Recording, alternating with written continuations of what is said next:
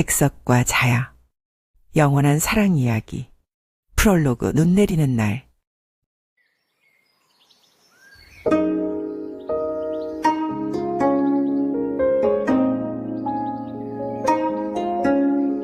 오늘은 푹푹 눈이 내립니다.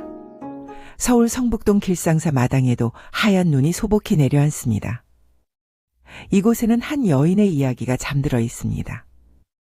1,000억 원의 재산보다 시 한 줄을 더 사랑했던 그녀의 이름은 자야.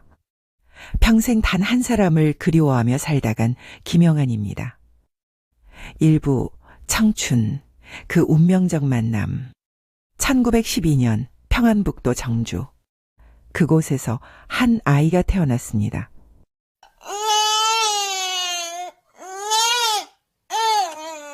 이름은 백기행, 호는 백석. 양반 집안의 후손이었지만 일제강점기의 무게는 이 집안도 피해가지 못했습니다. 그러나 백석에게는 특별한 재능이 있었습니다. 민족학교 오산학교를 거쳐 일본 아오야마 학원 영문과로 유학을 떠났죠.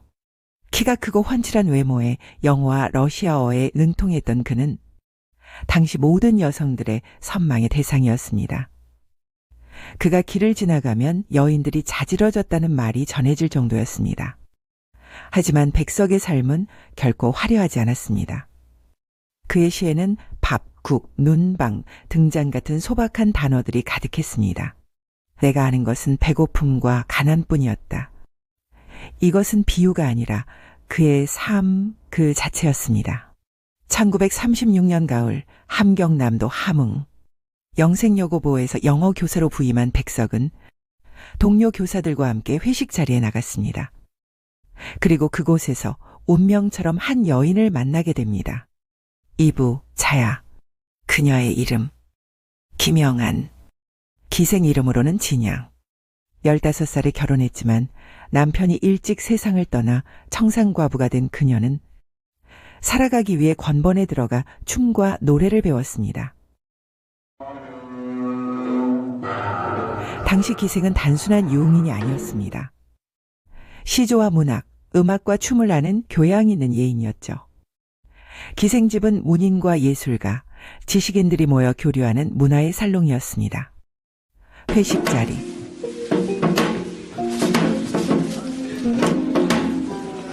술기운에 얼굴이 붉어진 백석이 진양의 손목을 덥석 잡았습니다.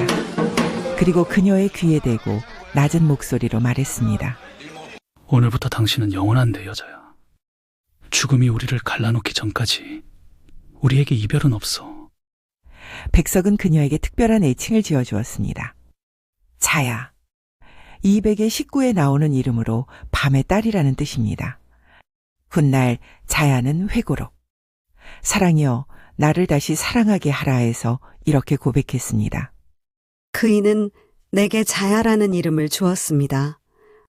깊은 밤의 고요함 속에서도 깨어있는 이름, 나를 불러주는 그 소리에 나는 다시 시가 되었습니다.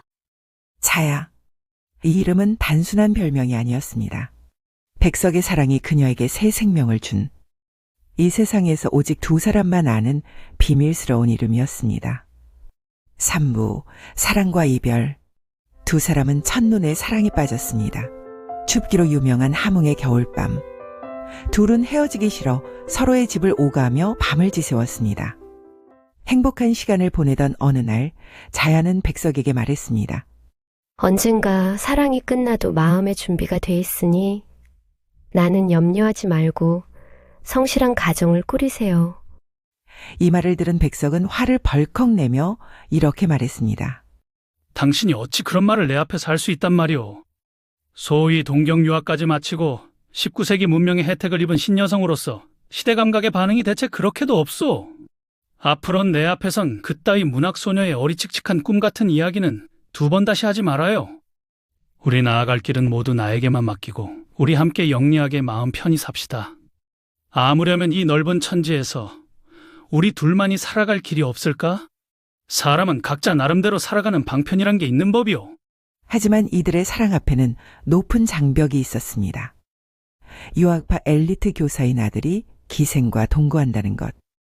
백석의 부모는 이를 받아들일 수 없었습니다.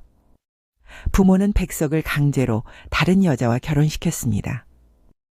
하지만 백석은 결혼 첫날 밤 신부를 두고 다시 자야에게로 돌아갔습니다. 그리고 그녀에게 말했습니다. 안주로 가자, 우리 둘이서. 하지만 자야는 고개를 저었습니다. 저 같은 천한기생이 당신의 앞날에 걸림돌이 되어서는 안 돼요. 그녀는 백석의 미래를 위해 스스로 물러섰습니다. 백석은 혼자 만주로 떠났습니다. 자야가 곧 따라올 것이라 믿으면서.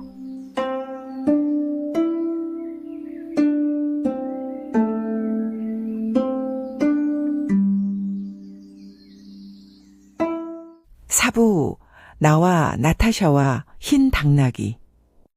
만주의 쓸쓸한 밤, 백석은 시를 썼습니다.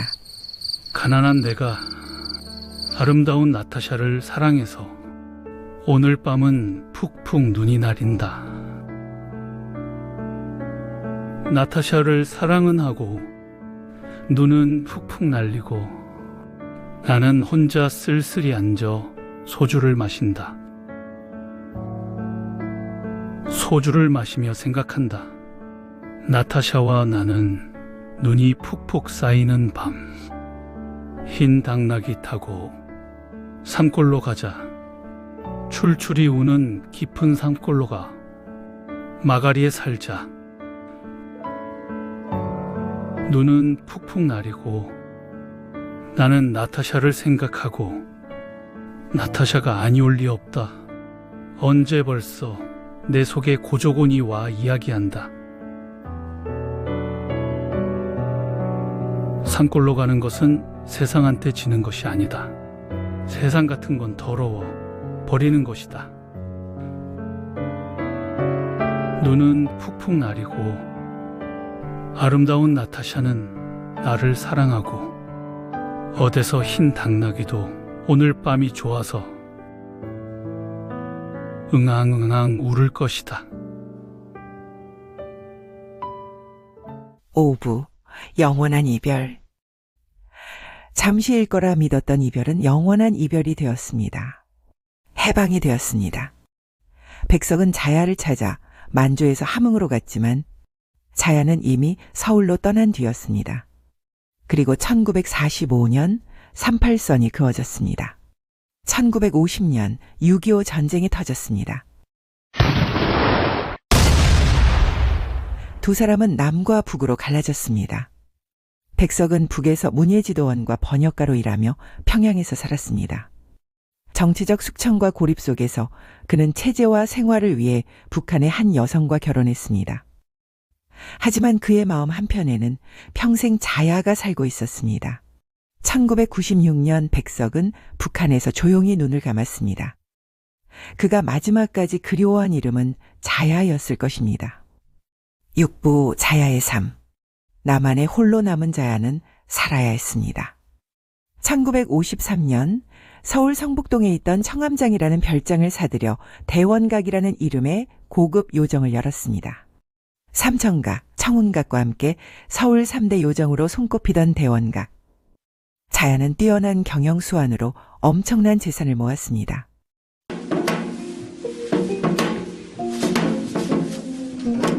(7천여) 평의 대지, 40여 채의 건물, 시가 1,000억 원이 넘는 재산이었습니다. 하지만 화려한 옷을 입고 많은 손님을 맞이해도 그녀의 마음 한편에는 늘 백석이 있었습니다.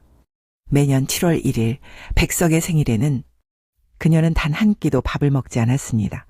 평생토록. 누군가 물었습니다. 백석이 가장 생각날 때가 언제냐고. 그러자 그녀는 사랑하는 사람을 생각하는데 때가 어디 있겠습니까? 라고 반문했습니다.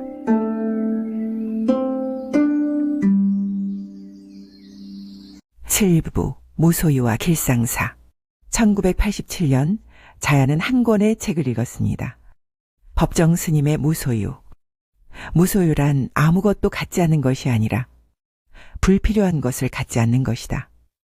자야는 큰 감명을 받았습니다. 그리고 결심했습니다. 나도 무소유의 삶으로 돌아가야겠다. 자야는 법정 스님을 찾아갔습니다.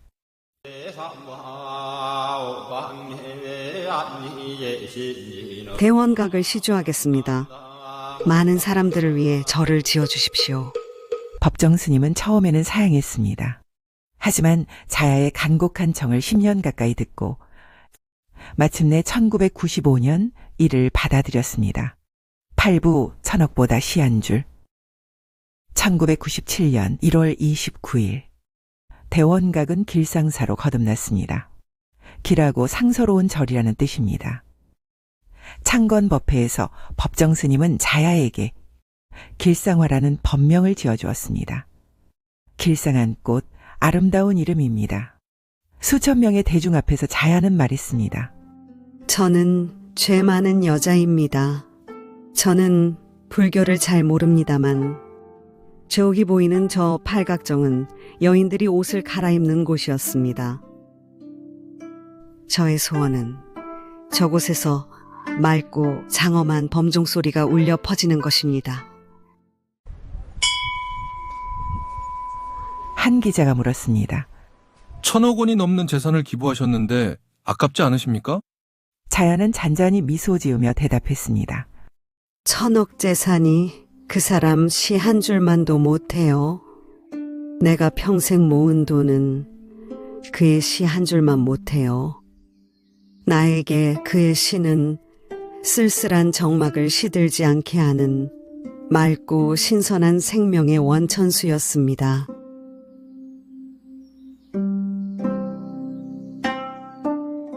구부 눈 내리는 날 1999년 11월 14일 자야는 세상을 떠나기 하루 전 목욕 재개하고 길상사에 와서 참배했습니다.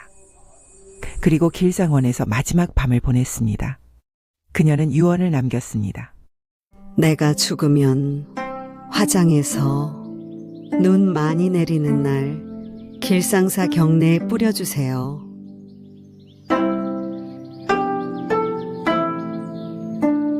백석의 시처럼 눈이 푹푹 내리는 날 그녀는 백석에게로 돌아가고 싶었나 봅니다.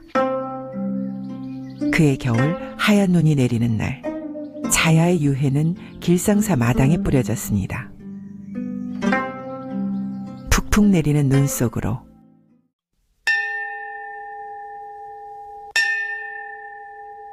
에필로그 꽃잎이 떨어져도 꽃은 지지 않네.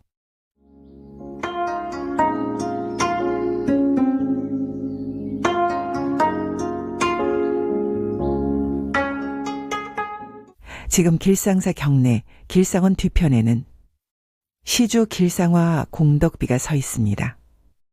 그리고 그 옆에는 백석의 시가 새겨져 있습니다. 가난한 내가 아름다운 나타샤를 사랑해서 오늘 밤은 푹푹 눈이 내린다. 백석과 자야는 생전에 다시 만나지 못했습니다. 하지만 그들의 사랑은 시로 남았고 길상사라는 아름다운 공간으로 남았습니다. 법정 스님의 말씀처럼 꽃잎은 떨어져도 꽃은 지지 않습니다. 두 사람의 사랑도 그렇습니다. 육신은 떨어졌지만 사랑은 지지 않았습니다. 삶은 소유물이 아니라 순간순간에 있습니다. 따뜻한 가슴을 지니고 모든 것을 맑은 눈으로 바라보면서 사랑하고 입에서 노래가 흘러나오는 사람에게는 꽃이 피고 새들이 날아든다. 법정 스님의 말씀입니다. 오늘도 길상사에는 맑고 향기로운 바람이 불어옵니다. 그리고 눈 내리는 날이면 백석과 자야의 사랑 이야기가 하얀 꽃잎처럼 우리 마음에 내려앉습니다. 이것이 백석과 자야, 두 영혼의 영원한 사랑 이야기입니다. 여기까지 우리 동네 시니어 TV였습니다. 감사합니다.